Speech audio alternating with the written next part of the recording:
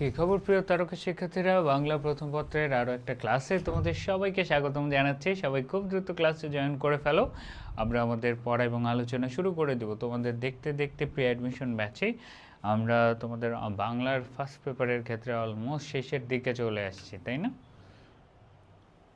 তো আজকে তোমাদেরকে অ্যাডমিশনের জন্য স্পেশালি একই সাথে হচ্ছে তোমাদের এর জন্য অনেকেই বলছো ভাইয়া সাজেশন কোনগুলো টপিক আমাদের আসলে পড়া উচিত, সেই টপিকগুলো নিয়ে আপনি একটু আলোচনা করেন। অ্যাডমিশনের পড়া তো পরেও পড়া যাবে, এরকম অনেক ক্যাটাগরির অনেক চিন্তাভাবনা তোমাদের মাথায় চলছে। তো সেই জন্য একেবারে অ্যাডমিশনও কভার হবে এবং তোমাদের কি কভার হবে, অ্যাডমিশনও কভার হবে এবং তোমাদের আমি কিছু এক্সট্রা ক্লাসও নিব যেন তোমাদের একই সাথে অ্যাডমিশন আবার এইচএসসি দুটো পড়াই কভার হয়ে যায় খুব কম সময়ে। যেই পড়াটা পড়াবো সেটা যেন অবশ্যই তোমাদের এইচএসসির কাজে লাগে। তো আলহামদুলিল্লাহ আমি ভালো আছি। এই প্যাটার্নেই তোমাদেরকে আমি আরও এক্সট্রা একটা ক্লাস নিব। কেন নিব? জাস্ট তোমাদের এই প্রস্তুতিটা যেন যাচাই হয়ে যায়, আরও বেশি প্র্যাকটিস হয়ে যায় যেই টপিকগুলো তোমাদের পড়া আছে সেই টপিকগুলোর উপরেই। তো চলো আমরা প্রথমেই হচ্ছে ফাইনাল গাইডলাইন ক্লাস। আজকে আসলে কোন জায়গা থেকে এবছর অ্যাডমিশনে কোশ্চেন হওয়ার সম্ভাবনা আছে সেখানে চলে যাই। যে সিলেবাস কি, এবছর একটা একদম বড় একটা কোশ্চেন যে ভাইয়া এবছরের সিলেবাসটা তাহলে কি হবে। আগের বছরগুলোতে তুমি যখন অ্যাডমিশনের কোশ্চেন সলভ করতে যাবা, ঠিক আছে, তুমি যখন অ্যাডমিশনের কোশ্চেন সলভ করতে যাবা তখন তোমাদের বইয়ের 70% টপিকের কোনো কোশ্চেন অ্যাডমিশনে বিগত বছরে পাবা না। পেলেও খুব কম। এখন এই কাজটা কেন? কারণ তোমাদের বেলা থেকেই সিলেবাসের আর কোনো বাধ্যবাধকতা নাই। এবার থেকে ফুল সিলেবাসে অ্যাডমিশন কোশ্চেন হবে। শুধুমাত্র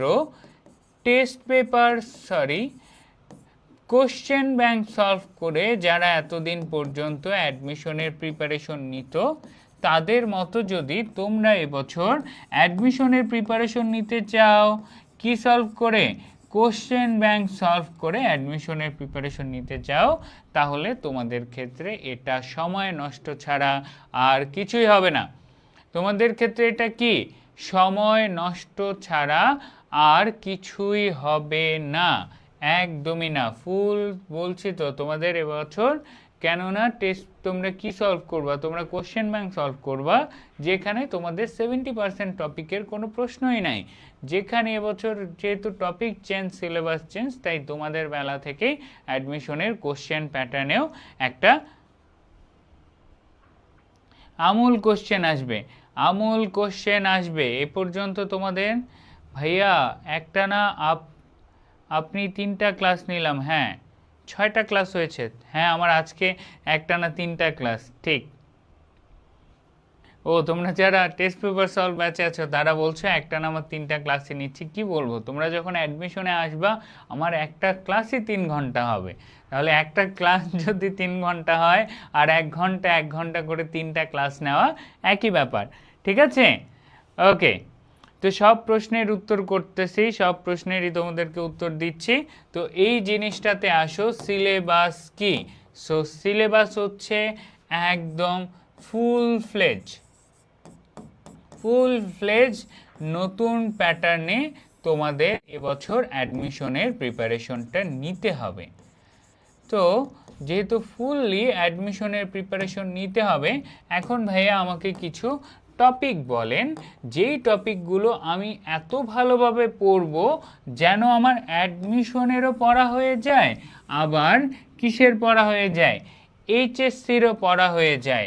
এখন দেখো, অপরিচিতা বিলাসী, মাসি পিসি, এগুলো থেকে অ্যাডমিশনে বাংলা ফার্স্ট পেপারে গুচ্ছে বলো বা রাজশাহী ইউনিভার্সিটি, ঢাকা ইউনিভার্সিটিতে বলো, প্রচুর কোশ্চেন আসছে। এগুলো তোমাকে আমি অনেক সলভ করাইতে পারবো, আমার কাছে সলভ করবা, আবার তুমি একটা কোশ্চেন ব্যাংক নেবা, সেখানে সলভ করবা, অনেক প্র্যাকটিস পাবা না কোন কোন টপিকের, ওই টপিকগুলো শুরু করি। প্রথমেই খাতা নিয়ে ফেলো, অ্যাডমিশন প্লাস এইচএসসি দুটোই কভার হবে, যেটা একটু আগে যারা আমার সাথে টেস্ট পেপার ব্যাচে ছিল তারা করে আসছো। বাংলার নব্য লেখক দিকের প্রতি নিবেদন, খাতায় এটা নোট করে ফেলো। বাংলার নব্য লেখক দিকের প্রতি নিবেদন, এটা one of the most important পারবা। কবিতায় যাবা, নতুন একটা কবিতা বিভীষণের প্রতি মেঘনাদ। মহাকাব্য 1, তারপরে কি কয়টা স্বর্গ, 9টা স্বর্গের ষষ্ঠ স্বর্গ বধ থেকে নেওয়া, মেঘনাদ বধ কাব্য থেকে নেওয়া বিভীষণের প্রতি মেঘনাদ। এই জায়গা থেকে কোশ্চেন প্যাটার্ন হওয়ার সম্ভাবনা অনেক বেশি। মাইকেল মধুসূদন দত্ত সেখানে যাবে, ওটাতে যাচ্ছে। বাংলা নব্য লেখক দিকের প্রতি নিবেদন, বিভীষণের প্রতি মেঘনাদ গেল। তারপরে আসবে কি, তারপরে একটু গদ্য অংশে গন্তব্য কাবুল থেকে মাঝে মধ্যে অ্যাডমিশনে একটু জ্ঞানমূলক কোশ্চেন বেশি দিতে চায়, তখন গন্তব্য কাবুল পড়ে যাবে। এই দিকে পড়ে যাবে হচ্ছে সুচেতনা কবিতাটা। তারপরে যাব, তারপরে গেলে পাশাপাশি বসার মতন একদম মোস্ট ইম্পর্টেন্ট যৌবনের গান, যৌবনের গান। তারপরে আমরা যাই পরবর্তী অংশে, এই পাশে কবিতায় গেলে যেহেতু সাহিত্য অংশ থেকে অনেক বেশি কোশ্চেন হয় অ্যাডমিশনে, ঋতু বর্ণন কেন, কারণ হচ্ছে আলাওলের জন্য। মধ্যযুগের সাহিত্যিক, মধ্যযুগের সাহিত্য থেকে কোশ্চেন করছে, সে কারণে আমাদেরকে ঋতু বর্ণনটাও এবছরের জন্য খুব ভালোভাবে পড়তে হবে। এরকম 5টা টপিক দিব জাস্ট, যেই টপিকগুলো তোমাদের এইচএসসিও কভার হবে এবং ওই রকম করেই অনেক বেশি চাপ নিয়ে আমাদেরকে একটু পড়তে হবে। পদ্মার দরকার নাই, পদ্মা সহজ কবিতা, ওখান থেকে হারমাদের আলোচনা আসতে পারে, দরকার নাই। আমরা আমাদের অ্যাভারেজ কবিতাগুলোর মধ্যে গেলে তাহারেই পরে মনে থেকে অ্যাডমিশনে প্রচুর কোশ্চেন আসে, তাহারেই পরে মনে। সেম এখান থেকে গন্তব্য কাবুলের সাথেই নেকলেস গল্পটা ছোট, নেকলেস থেকেও জ্ঞানমূলক আসে, সো এটাকে আলাদা ধরবা না। গন্তব্য কাবুল আর নেকলেস এগুলো একই প্যাটার্নের কোশ্চেন, ঠিক আছে? গন্তব্য কাবুল আর নেকলেস কি একই প্যাটার্নের কোশ্চেন। এরপরে নেক্সট আমাদেরকে আবারও বলছি, অপরিচিতা, বিলাসী, মাসি পিসি, রেইনকোট, এগুলোকে আমি ধরতেছি না কেন, কোশ্চেন ব্যাংক সলভ করতে গেলে এগুলো থেকে তোমরা প্রচুর কোশ্চেন পাবা, এগুলো থেকে প্রচুর প্র্যাকটিস পাবা, ঠিক আছে? ওকে, সেই কারণে তারপরে নেক্সটে আসি কি, নেক্সটে আমাদের যৌবনের গান গেল। তারপরে হচ্ছে আমরা আসবো অর্ধাঙ্গী। ঢাকা ইউনিভার্সিটির ক্ষেত্রে স্পেশালি, ঢাকা ইউনিভার্সিটি প্রতি বছরই দেখবা বেগম রোকেয়া বা নারী জাগরণ। কেন বলছি, কারণ আমাদের বাংলা ডিপার্টমেন্টে নারী টিচার আছে বেশ কিছু। ঢাকা ইউনিভার্সিটির এই একটা প্যাটার্ন থাকে, যেমন গৃহ থেকে কোশ্চেন করছে নারী জাগরণ বা এই রিলেটেড, বেগম রোকেয়া রিলেটেড কোনো একটা কোশ্চেন অ্যাডমিশনে দিয়ে দেওয়া যায় কিনা, এই রকমের একটা মেন্টালিটি থেকে যায়। তো সেই জায়গা থেকে আমরা একটা খুব ভালোভাবে পাই যে অর্ধাঙ্গী, অর্ধাঙ্গী একটা মোস্ট ইম্পর্টেন্ট টপিক এবছরের জন্য ঢাকা ইউনিভার্সিটির জন্য, আবার এইচএসসিতে তোমাদের সৃজনশীলের জন্য অর্ধাঙ্গী একটা মোস্ট ইম্পর্টেন্ট টপিকের মধ্যে পাবা। কবিতার মধ্যে আমরা তাহারেই পরে মনে পেলাম, ছোট কবিতা হিসেবে সোনার তরী, ছোট বাট অনেক কাজের। ওকে, সোনার তরী আর বিদ্রোহীকে সাথে রাখবা, দুটোই পড়তে হবে। বিদ্রোহী কবিতা থেকে তো প্রচুর কোশ্চেন রিপিটেডভাবে আসতেই থাকে, এটা নিয়ে আলাদা করে বলার কিছু নাই, ঠিক আছে? ওকে, তাহলে আমরা কয়টা কবিতা থেকে তো আমরা 5টা কবিতা পেয়েই গেলাম। এই 5টা কবিতা তো মেজরলি আমাদেরকে একটু মাথায় রাখতেই হবে, এবং তার বাইরে কি, তার বাইরে আমি কিংবদন্তির কথা বলছি, এটাকেও ধরে রাখা যায়। কবিতা নিয়ে চাপ নাই, এবছরের কবিতাগুলো তুলনামূলক অনেক সহজ, ছোট ছোট কবিতা। প্রত্যাবর্তনের লজ্জা কবিতাটাও ছোট, ফেব্রুয়ারি 1969ও খুবই সহজ, এটা আমার একটা ক্লাস করলেই পারবা। তো এগুলোতে আলাদা করে প্রেশার ফিল করার দরকার নাই, প্রেশার ফিল করে পড়বা জাস্ট এই কয়টা, এবং গদ্য অংশে প্রেশার ফিল করার লাস্ট অংশে পাবা হচ্ছে সাহিত্যে খেলা। সাহিত্যে খেলা, যেখান থেকেও এলোমেলো করে প্রচুর কোশ্চেন আসতে পারে। এই যে টপিকগুলো একটু খাতায় নোট করে নাও। ওকে, এই টপিকগুলো একটু খাতায় নোট করে নাও, নোট করা হইলো কিনা জানাও। এইগুলো হচ্ছে এমনভাবে প্রিপারেশন নিবা যেন অ্যাডমিশনে ভাইয়ার কাছে ক্লাস করতে আসলে তোমরা এটার জন্য মেন্টালি প্রিপেয়ার্ড থাকবা।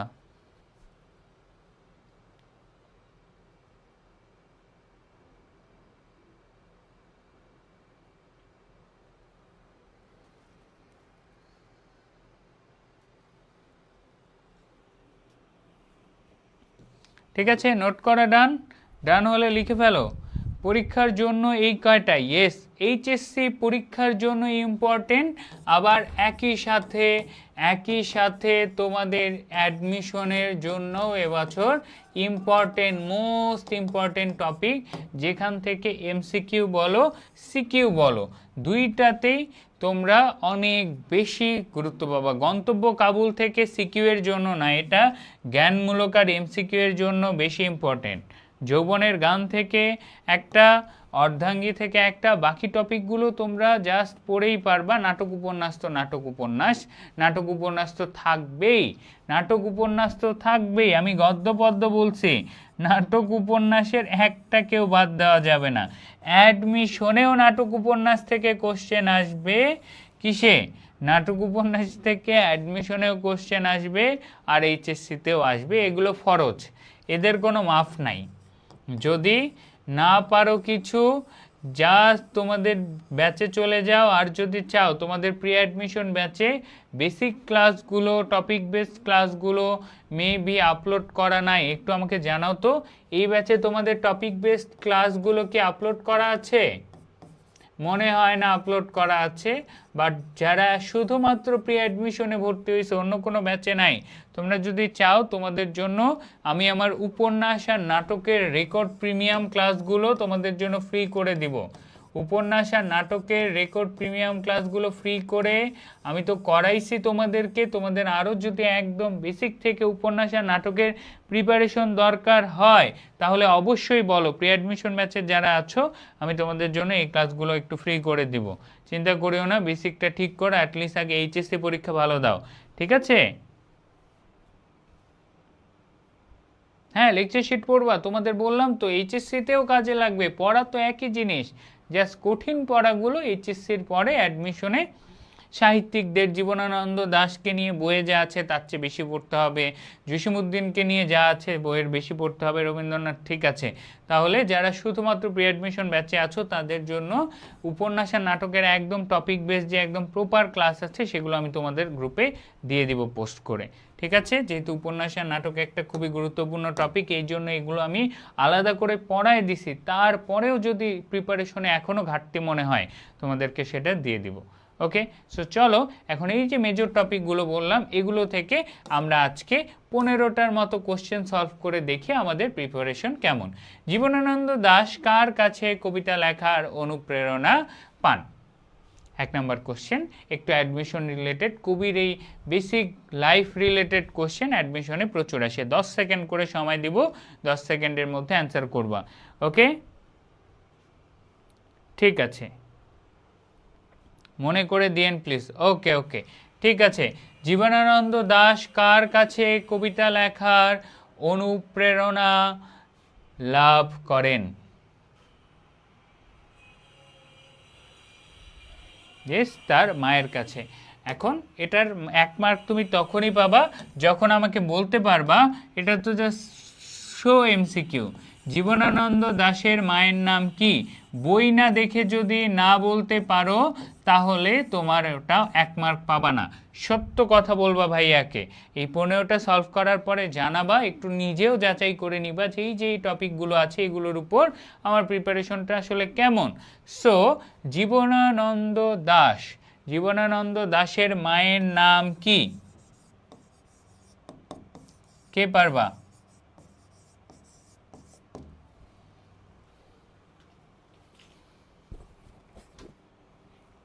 Good job.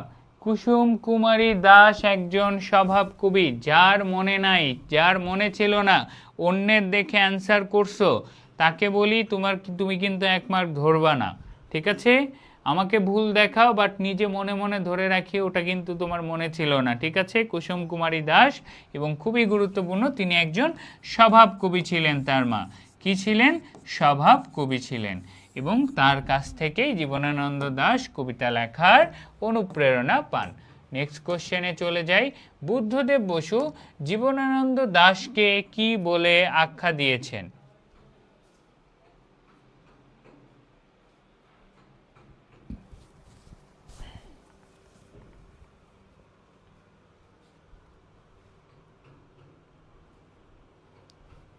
উত্তর করো। বুদ্ধদেব বসু জীবনানন্দ দাশকে কি বলে আখ্যা দিয়েছেন? 2 নম্বর কোশ্চেন।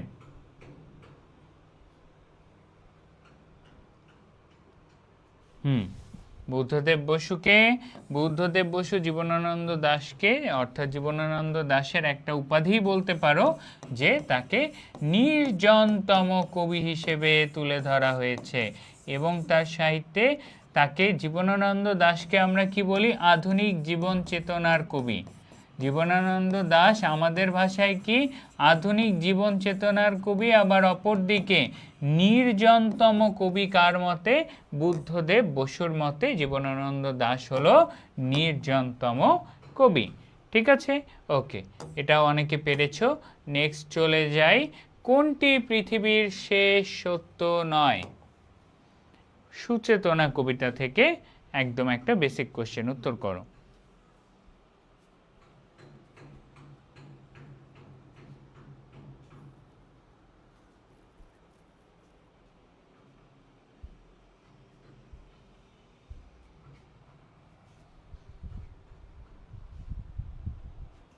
তোমার এখানে লেটে কোশ্চেন যাচ্ছে, কোশ্চেনের আগে অ্যান্সার দিচ্ছে কিভাবে?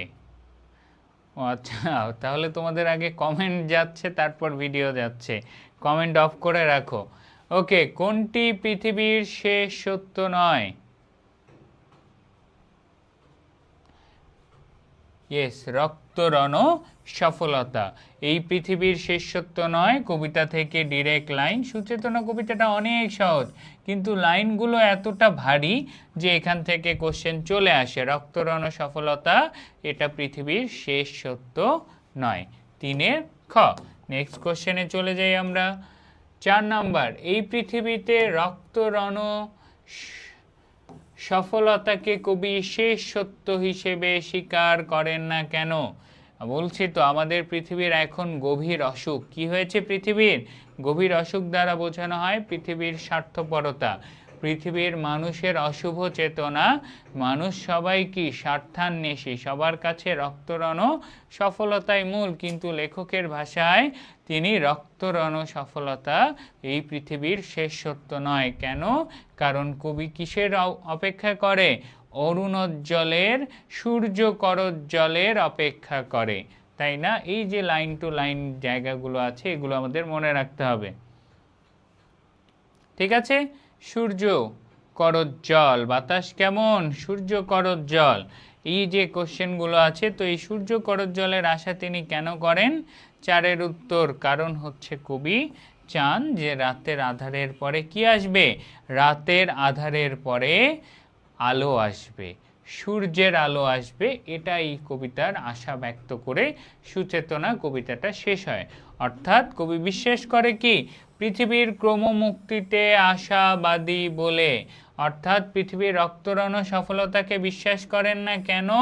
কারণ হচ্ছে কবি জানেন যে এই পৃথিবীতে অবশ্যই অবশ্যই কি আসবে? আশা আসবে, আলো আসবে, প্রেম আর ভালোবাসা আসবে, মানুষের মধ্যে সুচেতনা আসবে।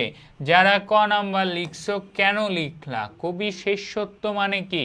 যে রক্তরণ সফলতাই পৃথিবীর শেষ সত্য, মানে যে পৃথিবীর লাস্ট এন্ডিং, এটা না। কবি এখনো আশাবাদ, কবি এখনো কি করেন?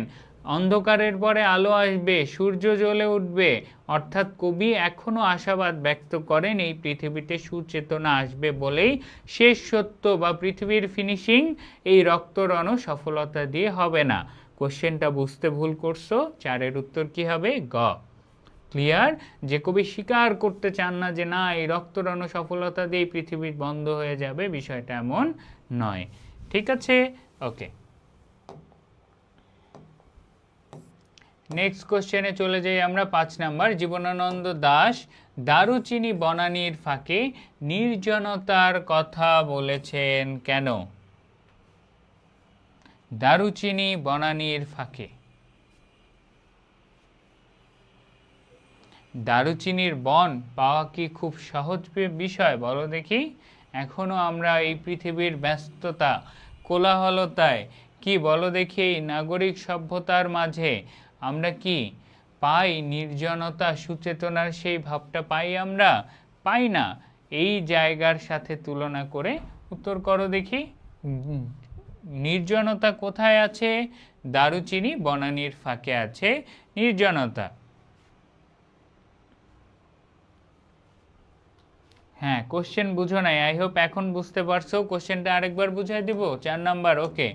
দেখো কোশ্চেনে বলেছে এই পৃথিবীর রক্তরণ সফলতাকে কবি শেষ সত্য বলে স্বীকার করেন না কেন? অর্থাৎ কবি কেন মানেন না যে রক্তরণ সফলতা পৃথিবীর লাস্ট সত্য? শেষ সত্য মানে এটা নয় যে এটা ভালো জিনিস বা এটা পৃথিবীর জন্য শেষ সত্য মানে পৃথিবীর লাস্ট পরিণতি, এটা না। কেন এটা বিশ্বাস করেন না? কারণ কবি আশা করেন। ঠিক আছে, ওকে। 5-এর উত্তর তো আমরা জানি। সুচেতনাকে দারুচিনি বনানীর ফাঁকে নির্জনতা কেন বলছে? কারণ খুবই সিম্পল, এই নগর সভ্যতায় সুচেতনা, নির্জনতা, এই প্রেম ভালোবাসার জায়গা নাই, এটা দুর্লভ বলেই সেটা তিনি দারুচিনি বনানীর কথা বলেছেন। অর্থাৎ সুচেতনা নগর সভ্যতায় দুর্লভ বলে। সো এখান থেকে একটা জ্ঞানমূলক কোশ্চেন, কবির মতে কোথায় নির্জনতা আছে? এটা আর আমাদের বলা দরকার, একদম জ্ঞানমূলক কোশ্চেন। নির্জনতা আছে দারুচিনি বনানীর ফাঁকে। 6 নম্বরের ক। 7 নম্বর, বঙ্কিমচন্দ্র চট্টোপাধ্যায় লেখা বিলম্বে ছাপাতে বলেছেন কেন? যারা একটু আগেই টেস্ট পেপার সলভ ব্যাচে বাংলার নব্য লেখক দিকের প্রতি নিবেদন করলা, তাদের কাছে এটা খুবই সহজ। তো বাংলা নব্য লেখক দিকের প্রতি নিবেদন থেকে শর্ট সিলেবাসের টাইমেও অ্যাডমিশনে কোশ্চেন আসছে, আর এবার তো একদম ধরা। বুঝতেই হবে এই টপিকটা একদম খুবই সহজ, মুখে নামতার মতো রাখতে হবে। এটার 4 নম্বরের পরের পয়েন্টগুলোতে আসে। ধর্ম ব্যাখ্যা করার পরে আমাদের লেখক এই কথাটা বলে যে আমরা লেখা করতে কি লেখাকে বিলম্বে ছাপাইতে হবে। কেন? কারণ হচ্ছে লেখার ভুল ত্রুটি সংশোধন করার জন্য। একটা লেখা যদি আমরা 1-2 বছর ফেলে রাখি তাহলে সেটা কি হবে? সেটা যখন আমাদের ভাষার সেই 1-2 বছরে আমাদের ভাষার সৃজনশীলতা বেড়ে যাবে, আমাদের চিন্তাধারা বেড়ে যাবে, দ্বিতীয়বার যখন ওই আগের লেখাটাই পড়তে যাব নতুন নতুন অসংখ্য ভুল বের হবে। তাহলে কিসের জন্য বলো দেখি? 7-6-এর উত্তর কি? 7-এর উত্তর কি হবে? লেখার ভুল ত্রুটি সংশোধনের জন্য। খুবই গুরুত্বপূর্ণ একটা পার্ট এই কবিতার, যে ভুল ত্রুটি সংশোধনের জন্য আমাদেরকে কি লেখা বিলম্বে ছাপাতে হবে। কত বছর? 1-2 বছর ফেলে রাখতে হবে। একটা লেখা কত বছর ফেলে রাখতে হবে? 1-2 বছর ফেলে রাখতে হবে। ক্লিয়ার? 8 নাম্বার, বঙ্কিমচন্দ্র চট্টোপাধ্যায় রচিত প্রথম উপন্যাস কোনটি? এটা পারলে আরও একটা গুরুত্বপূর্ণ প্রশ্নের উত্তরও তোমরা পেরে যাবা। উপন্যাস অংশে এটা আমরা পড়ছি। বলো, বঙ্কিমচন্দ্র চট্টোপাধ্যায় রচিত প্রথম উপন্যাসের নাম কি?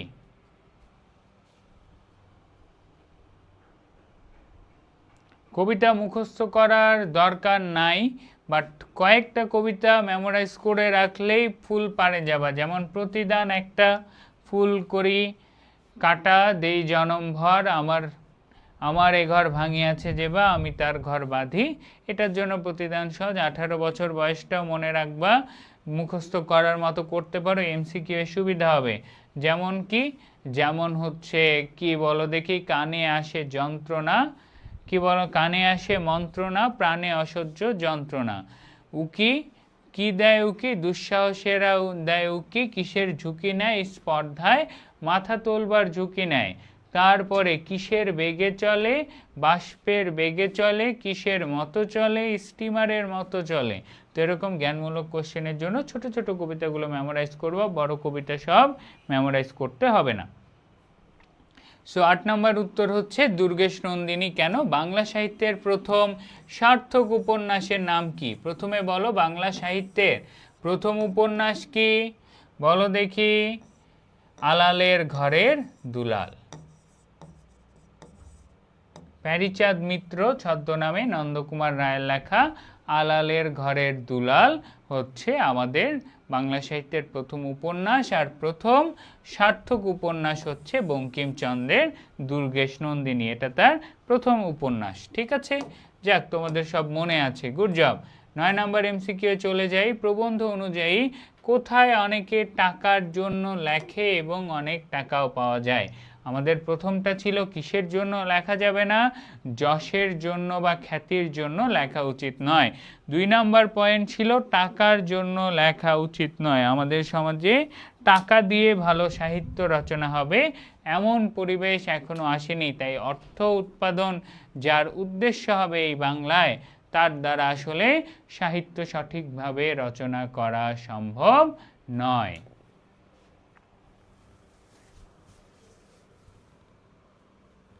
সো 9 উত্তর কি হবে বলো দেখি। কোথায়? কোথায়? ইউরোপে। ইউরোপের মতো জায়গায় যেখানে টাকার বিনিময়ে মানুষ ভালো সাহিত্য রচনা করে দিতে পারে, কিন্তু আমরা এখনো অতটা আধুনিক হইনি। 10 নম্বর এমসিকিউ চলে যায়। 10 নম্বর এমসিকিউ, আমাদের এখনো সেদিন হয় নাই। কোন দিন হয় নাই? ওই যে ওই রিলেটেড, টাকার বিনিময়ে সুসাহিত্য রচনা করার দিন। আমরা যখন টাকা বা অর্থের চিন্তায় সাহিত্য রচনা করি, তখন আমাদের কাছে আর সাহিত্যের সেই গুরুত্বটা থাকে না। আমাদের সাহিত্য এখনো, বাংলা সাহিত্য এখনো ওই পর্যায়ে পৌঁছায়নি যে এটাকে আমরা এইভাবে ব্যবহার করতে পারবো। তো বাংলায় এখনো কি আসেনি বলো দেখি, কোন দিন আসেনি? টাকার বিনিময়ে সুসাহিত্য রচনার দিন এখনো বাংলায় আসেনি, যেটা আমাদের বাংলা নব্য লেখকদিগের প্রতি নিবেদন প্রবন্ধে স্পষ্ট। ওকে, নেক্সট কোশ্চেনে চলে যাই আমরা। আমাদের বিভীষণ রাজা বলতে কাকে বুঝিয়েছেন?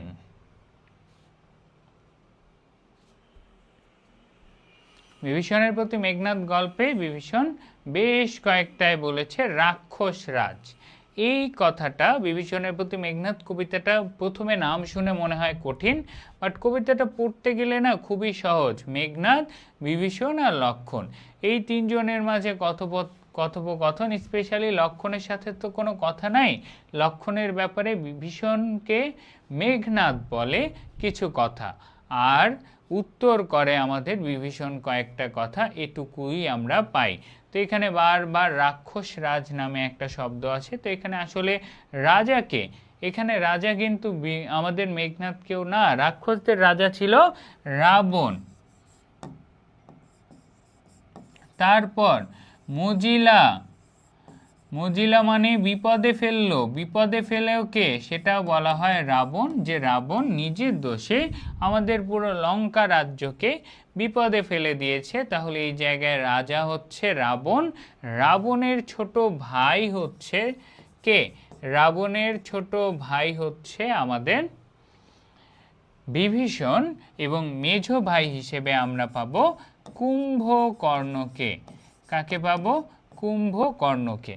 এবং যখন আমরা বিভীষণের প্রতি মেঘনাদ কবিতাটা পড়ি, তখন বেশ কিছু সম্ভাষণ পাই, যেমন হচ্ছে বাসব ত্রাস, বাসব জয়ী, অরিন্দ্রম,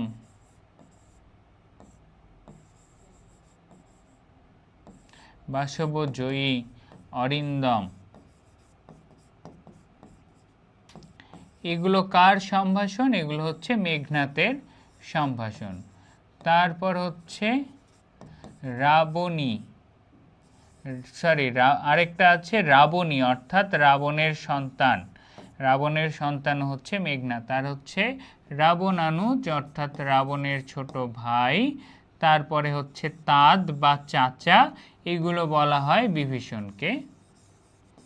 তারপর রাঘব বলা হয় হচ্ছে রামকে। তারপরে নীচ, চোর, হীন, তারপরে হচ্ছে রামানুজ বলা হয় কাকে, এগুলো বলা হয় লক্ষণকে। এই পুরো কবিতায় আমাদের থিম একটাই, নৈতিকতা হচ্ছে মূল। যে ধর্ম, যুদ্ধে সফলতা, এই সব কিছুর বাইরে নৈতিকতা যে কতটা গুরুত্বপূর্ণ এটা এই কবিতায় ফুটে ওঠে। ঠিক আছে, ওকে। নেক্সট কোশ্চেনে যাই, 12 নম্বর এমসিকিউ। রুশিলা বাসবত্রাস, এটা কেন রেগে উঠলো বাসবত্রাস বলো। রুশিলা বাসব মা ছিল নিকষা সতী, গুর্জব 3 ছেলে, রাবণ, কুম্ভকর্ণ,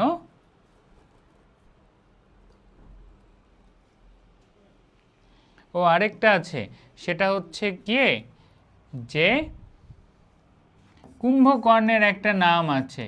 কুম্ভকর্ণকে বলা হয় কি বলো দেখি, শূলী শম্ভুনিপ কাকে বলা হয়? শূলী শম্ভুনিপ, যার শূল পানি কিসের মতো, দেবতা শিবের মতো এতই ক্ষমতাধর। কুম্ভকর্ণ হচ্ছে এদের মেজ ভাই, যাকে শূলী শম্ভুনিপ বলা হয়। তো রুশিলা বাসবত্রাস, আমাদের মেঘনাদ কেন কি শুনে রেগে উঠল? উত্তর করো দেখি। দেখো, রুশিলা বাসবত্রাসের আগে প্রথমেই মেঘনাদ বিভীষণকে কি করার চেষ্টা করে, উদ্দীপ্ত করার চেষ্টা করে, তার পরিচয় জানিয়ে দেওয়ার চেষ্টা করে। তারপর যখন সে জিজ্ঞেস করে কেন তুমি রামের কি বলো দেখি, রামের আজ্ঞাবহ হচ্ছ, কেন তুমি রামের আন্ডারে চলে যাচ্ছ, তখন এই কথাটা চলে আসে যে বাসবত্রাস, খুবই গুরুত্বপূর্ণ। বাসবত্রাস আমরা জানি কাকে বলা হয়, মেঘনাদকে বলা হয়। কিন্তু কেন বলে, বাসব মানে হচ্ছে দেবতাদের রাজা ইন্দ্র। দেবতাদের রাজা ইন্দ্রকে সে জয় করেছে বা হারিয়েছে। যেহেতু তাকে হারিয়ে দেওয়ার ক্ষমতা আছে, অর্থাৎ ইন্দ্রের জীবনে সে ত্রাসের সঞ্চার করেছিল, এই কারণে মেঘনাদকে বলা হয় বাসবত্রাস। তো রামের কেন যে রামকে অনুসরণ করছে একটা অধম মানুষ জাতিকে, আমাদের বিভীষণ কেন তার অনুকরণ করছে, এটা নিয়েই রেগে গিয়ে আমাদের এই লাইনটা বলেছে, বা রুশিলা বাসবত্রাস আমাদের মেঘনাদ রেগে গিয়েছে। ওকে, ঠিক আছে। কুম্ভকর্ণ রাবণের মেজ ভাই, কুম্ভকর্ণ রাবণের মেজ ভাই, তাকে বলা হয় শূলী শম্ভুনিপ। ক্লিয়ার? ওকে, নেক্সট চলে আসি, রাক্ষস রাজানুজ কাকে বোঝানো হয়েছে? ওই যে বললাম অনুজ, অনুজ মানেই হচ্ছে ছোট, রামানুজ মানে কি লক্ষণ, চোর, নীচ, হীন বলা হচ্ছে কাকে, লক্ষণকে। কাকে দেখে হাসবে, লঙ্কার ছেলেপেলেরাও কাকে দেখে হাসবে, কার কথা শুনে? এই যে অস্ত্রহীন মেঘনাদকে লক্ষণ হারাতে এনেছে, এই বিষয়টা নিয়েই হাসবে, যে কোনো বীরত্ব বা নৈতিকতা নেই। রাক্ষস রাজানুজ তুমি বলতে কাকে বোঝানো হয়েছে? আমাদের বিভীষণকে, যে তুমি রাক্ষস রাজ, রাবণের ছোট ভাই। তোমার মা নিকষা সতী, তাহলে তুমি কি বলো দেখি, তোমার এই ক্ষমতা, কত যে ক্ষমতা আমাদের বিভীষণের, এটা তুলে ধরার চেষ্টা করেছিল কে? আমাদের মেঘনাদ। তারপরে আসি নেক্সট কোশ্চেন, নীচ কর্মদোষে হায় মজাইলা এ কনক লঙ্কা। মজাইলা মানে বিপদে ফেলা, লঙ্কাকে বিপদে ফেললো কে? রাবণ। কেন? রাবণ ওই যে সীতাকে হরণ করেই আমাদের এই লঙ্কার উপর এমন বিপদ টেনে এনেছে, না হলে লঙ্কার কিছুই হতো না। অ্যান্ড দ্য লাস্ট কোশ্চেন, তাহলে 14 উত্তর খ, এবং লাস্ট কোশ্চেন হচ্ছে আমাদের 15 নম্বর। পেশোয়ারের স্টেশনে লেখককে কে অভ্যর্থনা জানায়? গন্তব্য কাবুল থেকে নেওয়া কোশ্চেন।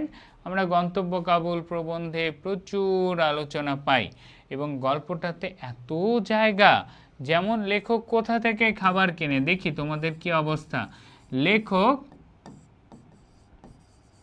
কোথা থেকে খাবার কেনে? লেখক যাচ্ছে আফগানিস্তানের কাবুলের উদ্দেশ্যে। সো সেই উদ্দেশ্যে যাওয়ায় প্রথমেই কি পেশোয়ার পর্যন্ত যাওয়ার জন্য সে ট্রেনে উঠে। লেখক কোথা থেকে খাবার কেনে?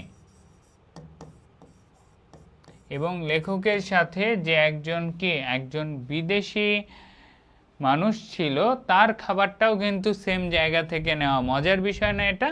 তো একটা এক্সট্রা কোশ্চেন, এটা করলে 15 নম্বরের মার্কটা পাবা। যে প্রথমেই পেশোয়ারের স্টেশনে লেখকের জন্য অপেক্ষা করে শেখ আহমেদ আলী। শেখ আহমদ আলী অপেক্ষা করে, আর লেখক কোথা থেকে খাবার কেনে? জাকারিয়া স্ট্রিট। হাওড়া স্টেশন না, না না, হাওড়া স্টেশন থেকে কেন কিনবে? সে কলকাতার জাকারিয়া স্ট্রিট থেকে খাবার কেনে, এবং তার খাবার এবং ওই যে তার বুগিমেট যে মানুষটা ছিল, যে বিদেশিটা ছিল, যে ফিরিঙ্গিটা ছিল, সেই ফিরিঙ্গির কি হয়? ফিরিঙ্গির বউ তাকে এই সেম খাবারই পাঠায়। লজ্জায় লোকটার অবস্থা খারাপ। গন্তব্য কাবুল, গল্পটা সোজা। বাট এই যে জাকারিয়া স্ট্রিটের কথা, পেশোয়ারের কথা, পাসপোর্ট দেখানোর কথা, বিভিন্ন জায়গায় বাস থামার কথা, এই জায়গাগুলো নিয়ে আলোচনা করার অনেক জায়গা আছে। এখন বলো 15-র মধ্যে কে কত পেয়েছো? 15-র মধ্যে কে কত পেয়েছো? এই যে আজকে একটা প্র্যাকটিস করাইলাম, তোমাদেরকে আইডিয়া দিলাম যে যে টপিকগুলো আমরা নেক্সট ক্লাসে ইনশাআল্লাহ এই টপিকগুলোর উপর একটা অলমোস্ট ম্যারাথনের কাছাকাছি, ম্যারাথন না হলেও মিনিমাম 2 ঘন্টার একটা ক্লাস আমরা করব, যেন একদম মোস্ট ইম্পর্টেন্ট যে এমসিকিউগুলো আছে আমাদের অ্যাডমিশন, এইচএসসি দুইটারই এই কমন টপিকের এই এমসিকিউগুলো যেন আমাদের একসাথে প্রপার ওয়েতে সলভ হয়ে যায়, আমাদের প্রিপারেশনের আর কোনো কিছু যেন বাকি না থাকে, এটা আমি এনশিওর করার চেষ্টা করিব ইনশাআল্লাহ।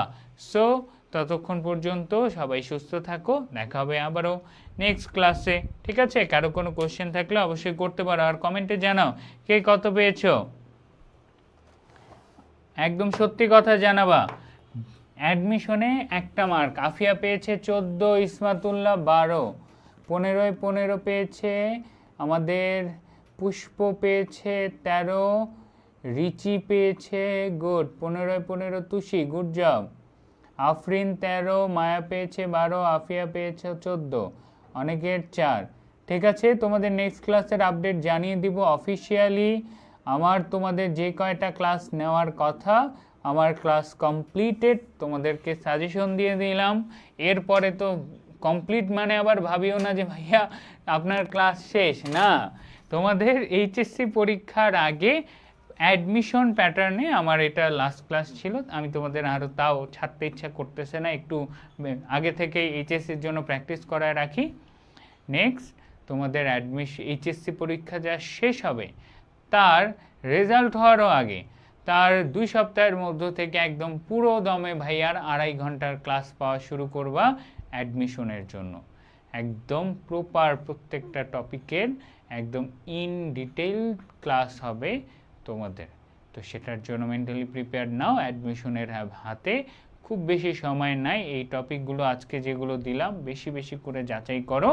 এগুলো থেকে এইচএসসি পরীক্ষা বলো, অ্যাডমিশন বলো, দুটোতেই প্রচুর ক্লাস কমেন্ট পাবা। ওকে ওকে সোহানা, 4টা মিস করছে, একটা ভুল গিয়েছে, গুড জব। ওকে ঠিক আছে। সো তোমরা সবাই ভালো থাকো, সুস্থ থাকো, আল্লাহ হাফেজ। তোমাদের সাথে দেখা হবে আরও ইনশাআল্লাহ। এরকম মেন্টাল প্রিপারেশন নাও, একটু ভালো করে এই টপিকগুলো আজকে রিভিশন দিয়ে দিও।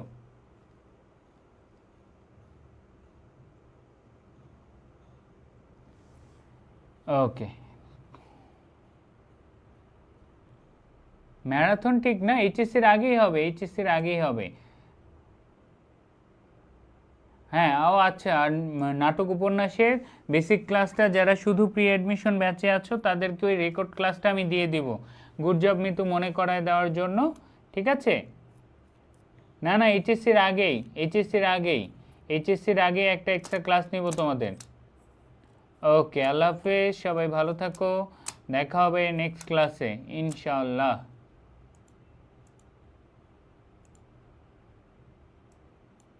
ওকে, ওয়ালাইকুম আসসালাম।